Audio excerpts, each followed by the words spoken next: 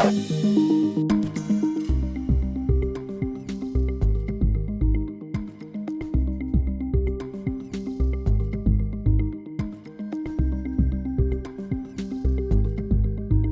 now, from the CFTK-TV studios, this is Open Connection with your host, Robert Pictou.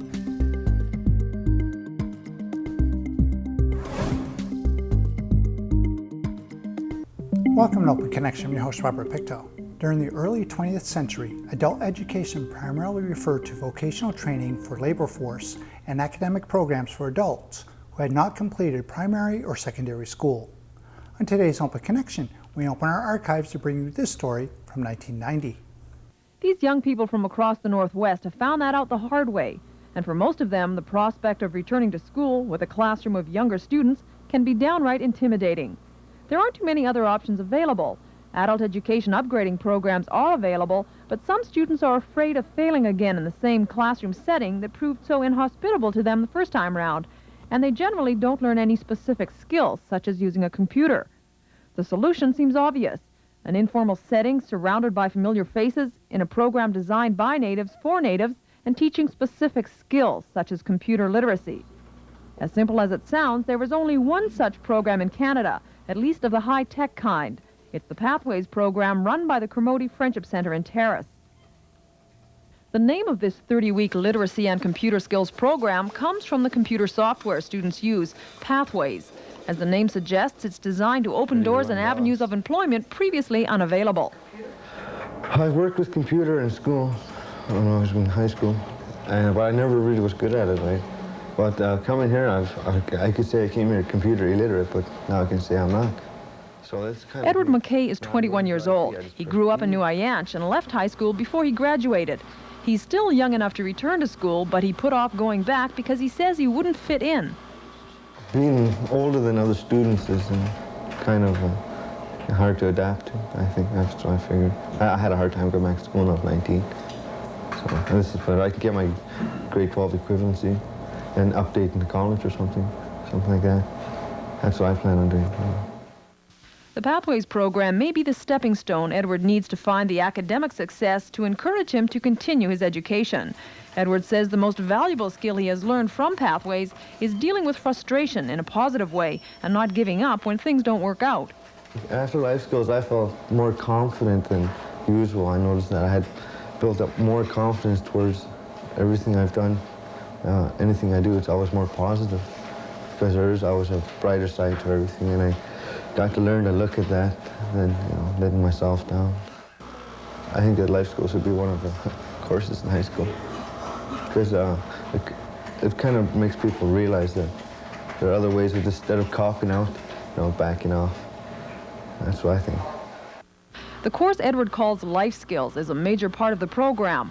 Learning to understand and work with a computer isn't enough to ensure success in the workplace. Students also learn communication skills, punctuality, pride in their work, and to believe in themselves. Kim Ganu says in today's work world, self-confidence is extremely important, and many natives don't succeed because they don't believe they can. We're taught how to effectively deal with problems, simple, problems such as dealing with government agencies and how to apply for this, how to apply for that. They teach us to be have more confidence in ourselves, self-esteem, to learn to effectively communicate, to effectively communicate in a sense that we're not afraid to speak out and say... The students receive funding from the Canada Employment Centre to attend the program. Kermode Centre Director Sadie Parnell says that makes it possible for, say, single mothers to pay for a babysitter and attend class. Because class size is limited, one of Sadie Parnell's jobs is to select only highly motivated candidates who will work hard to graduate. Parnell says students who finish the course will be setting an example to the community. When we take people into this program, there's a very thorough evaluation done of each student. And when they come into our program, they have tried in every way to get into the workforce And we're not only talking about the barriers of the students, we're talking about the barriers set out by the community too. So Parnell says many young natives from small communities feel isolated in the city and find the transition to urban life difficult. Having an all-native class helps alleviate that problem and contributes to the program's popularity. Quite a few of our native people have left their families on the reserves. There's a large family to each person. Like I have a large family, an extended family of aunts and uncles and grandmothers and whatever. When I come out to an area like this, I've left them behind. And it's nice to get together with other native people and just have that feeling of community. And it's very hard to find that when you're living in an urban area. Pete Dennis has already been out on several work practicums arranged by the school to give students first-hand experience of the type of employment they hope to eventually find.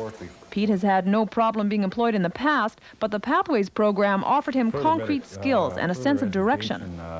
I felt myself getting into problems that everyday changes that are occurring. I find difficulty in additions, simple additions, everyday things, like the school system's forever changing, and it feels to me like every 10 years there's a brand new system, and the longer I felt I stay out of this system, the harder it's going to get for me, and I want to grow up, and my kids grow up, I want to have a better knowledge of what's happening so I can pass it on to them so that they won't be confused and left out hopelessly drifting. If you really want something really bad, you got to go out there and do it and prove it, instead of sitting back and complaining. The Cromartie Center plans to run the Pathways program for 3 years, and the success of these first graduates will largely determine whether the program will continue. Time will tell, of course, but if the attitude of these students is anything to go by, Terrace may well have established a program that will be copied across the country. This program gives us a chance and a choice to change our lives and to do something productive and to be part of the community, and to contribute to the community. Open Connection will be right back after these messages. Hopelessly drifting. Something really bad, you got to go out. And now, from the CFTK-TV studios, this is Open Connection with your host, Robert Pictou. Thank you for staying with us. The Golden Triangle includes parts of Burma, China, Laos, and Thailand. It provides ideal conditions for opium cultivation, which began in the early 16th and 17th century. Let us return to the archives to bring you this story from 1990.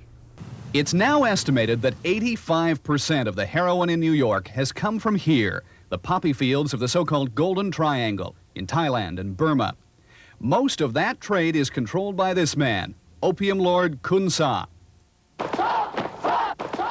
Khun Sa leads the Shan United Army in northern Burma. It is a force of 15,000 men and boys, funded entirely by drug profits. And on its way to the North American market, much of Khun Sa's heroin passes through Vancouver. The heroin, known as China White, comes out of Bangkok and Hong Kong. And couriers from Hong Kong don't need a visa to come to Vancouver, so most of them do. From here, the heroin is shipped south, particularly to San Francisco. It goes east to Toronto for distribution in Ontario and Quebec, and a large part of it goes to New York City. Victor Malarek is a senior reporter for the Globe and Mail and author of a new book on the drug trade. He says the transshipment of heroin through Vancouver is controlled by a few Chinese secret societies, triads. RCMP intelligence, intelligence from Hong Kong, intelligence from the DEA in the United States, from the CIA, from all kinds of places, has now shown that the triads are in Vancouver, and they are operating certain triad gangs in connection with triads in Toronto, and they are controlling the flow of China White heroin into the American market, San Francisco and the New York or Eastern Seaboard area of the United States. If you have ever flown into this city from outside Canada, you have passed through here, the international arrival area at Vancouver Airport. And this is where much of the heroin also passes, in luggage and in body packs on airline passengers. It's 7 in the morning, and customs officers are meeting a flight from Hong Kong.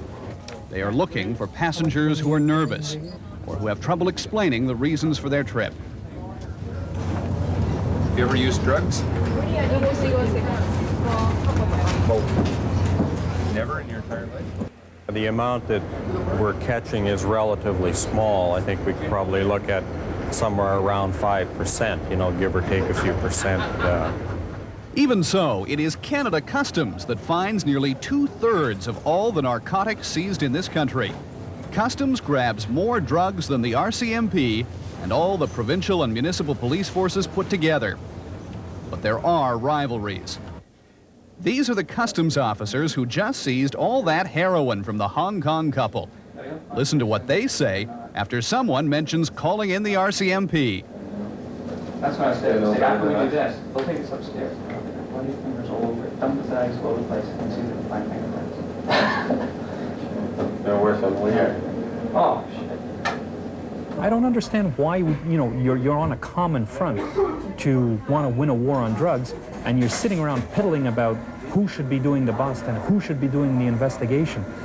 I think the customs people should be given carte blanche and support by the RCMP in anything they could do to infiltrate and make large busts. Are they not getting that? No, they're not. And the Canada Customs people have complained over and over again how their investigations are thwarted by lack of cooperation by the RCMP.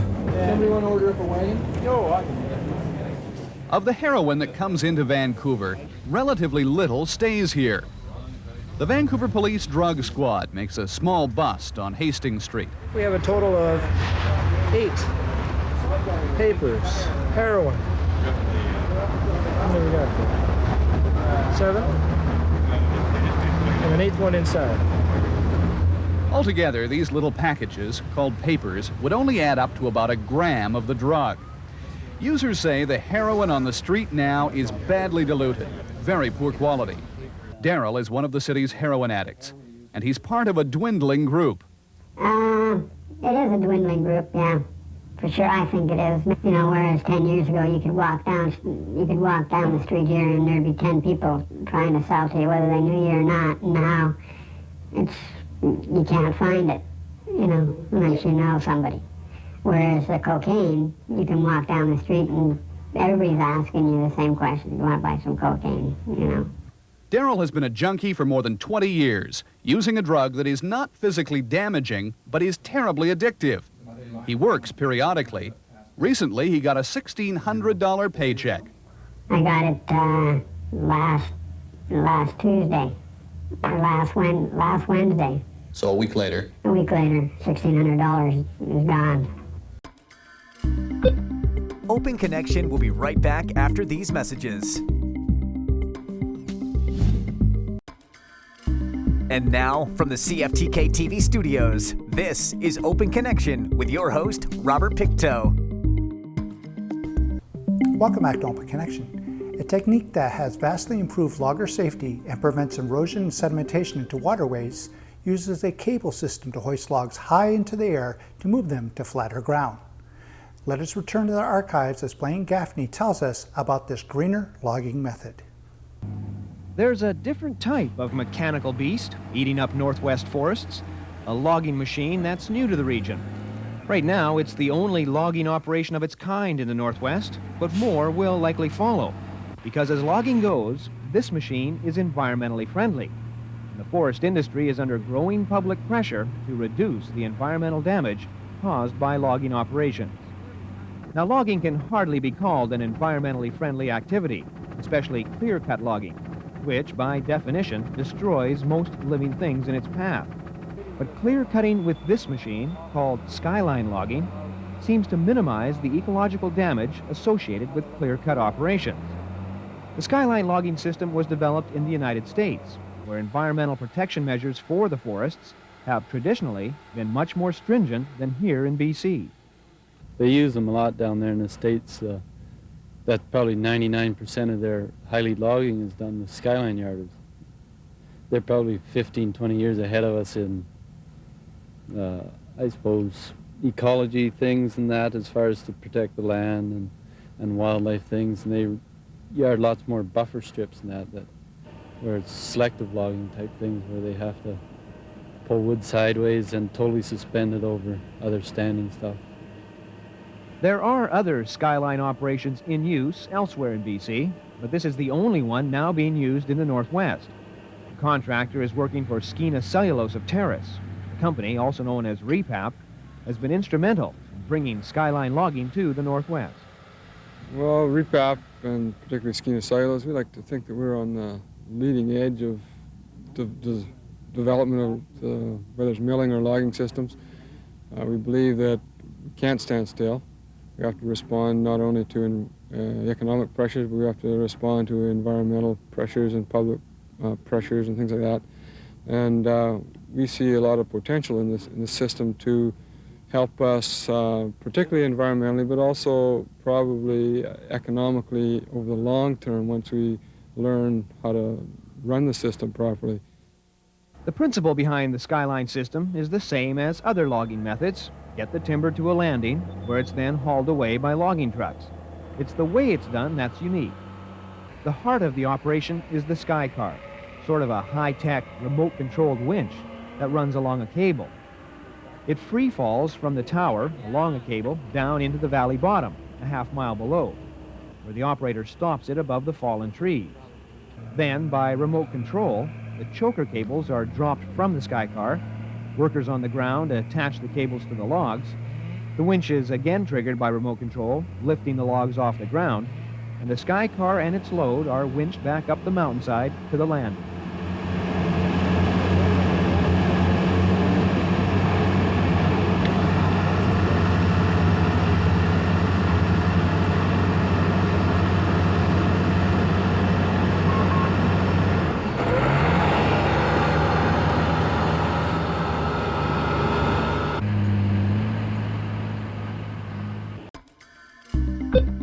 Open Connection will be right back after these messages.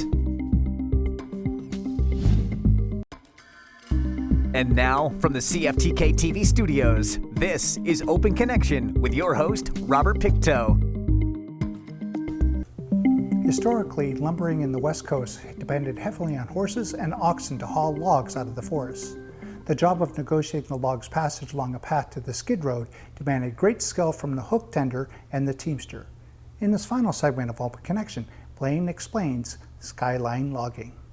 What Skyline Logging does that other systems do not is lift the logs off the ground, suspending them in the air before moving them to the landing. By not dragging the logs along the ground, there's less damage to the soil cover, less environmental impact. And there's other pluses to the Skyline system as well. The sort of benefits that we're expecting is in building less road, which means less dollars in roads, also means less environmental degradation from roads. We're expecting less soil and site damage from the yarding process, and we're expecting less breakage of the timber, and hence a better recovery and less waste in the bush. Also, the type of benefits we are seeing right here in this sow here that you're looking at is we can bring the timber right across a creek and still leave a timbered buffer strip along the creek, which again protects the creek, protects the downstream fisheries values, and at the same time allows us to access the timber. Those are the benefits to Skyline Logging over conventional high-lead logging methods, but there are a few aspects of the Skyline system that Northwest contractors are keeping an eye on before deciding whether to get more involved with this style of logging. The first is cost. This equipment is used, purchased second-hand down in the States. Still, it cost $1 million. And then there's the expense of running the Skyline operation, $3,500 a day for the yarder and ground crews. And of course, being a new system to the area, the crews have to be trained, and that's time-consuming. Until they're proficient, production is not at optimum levels. However, from what he's seen so far, the contractor is optimistic about Skyline Logging. We have a pretty good feeling that it'll do well. It's a matter of teaching all our people, and that I guess the new style of logging. It's just like a brand new game. And to do that is going to take a certain amount of time, but we feel confident that within a year that we can have it up to the point where it will probably compete closely with the regular high-lead logging if you take into account, all the things that go with it, that there's savings in road building costs and that all considered, it should be competitive or better than regular highly, or we're hoping it would. There are a couple of factors that may offset some of the extra costs associated with skyline logging. The first is road building costs. Skyline operations, as a rule, require 1/3 less roads to access the timber stands than do other methods of logging. And road building is one of the most expensive components of any timber removal operation. Road building is also one of the most environmentally damaging aspects of logging. Another consideration is the amount of timber that can be reached. In some cases, timber stands that can't be accessed using conventional logging practices can be utilized with the Skyline system. It is going to be more expensive, but for example, out of this valley here, Shannon Creek, there's probably 10% more volume that we'll be able to remove over 20 years than we would otherwise, simply because the wood gets so hard to get with conventional logging system. It's just not economic to touch it. We just can't. Whereas with this system, it becomes economic. So in one sense, to log this timber that's right close to the landing here, it is more expensive. To log the stuff on the other side of the valley, it's cheaper.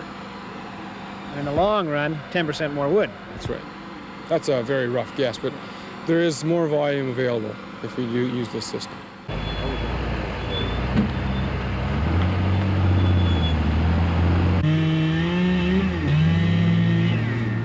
Timber harvesting methods have come a long way since the days of the double-headed axes, the springboard, and the two-man cross-cut saws. Now it's remote-controlled radio-frequency sky cars costing $100,000 each. But then public demands on the forest industry have also changed over the years.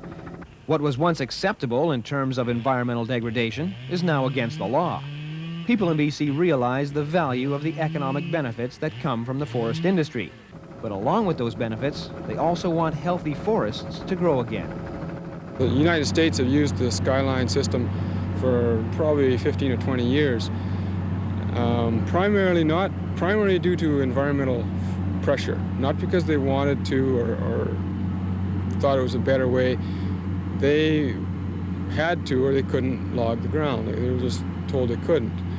And plus they had some lot higher quality timber to deal with, that they could afford to pay the high price it cost them to learn how to run these things and develop them. We're hoping we're a step ahead of that. We want to learn how to do this, not just because we're forced to, but because we want to, and because it's good for us, good for the environment, good for everybody. As the public attitude changes, so too does the practices of the forest industry. If Skyline Logging can live up to its billing as a timber harvesting method that can, in many instances, reduce the amount of environmental damage, then it's a system you're likely to see more and more of in the years to come. Oh, I think quite definitely. It's the logging of the future. It doesn't work everywhere. That, you know, the major concern with a system like this is to develop enough deflection in that to suspend your lines and your wood, so we can haul the wood over the creeks and that, and not be knocking down buffer strips and create a lot less ground disturbance, all that stuff. Thank you for joining us for this episode of Open Connection. The greatest distance in the existence of man is not from here to there, but the connection from his mind to his heart. If we can conquer that distance, we can soar like an eagle and realize our immensity within. I'm Robert Pictou.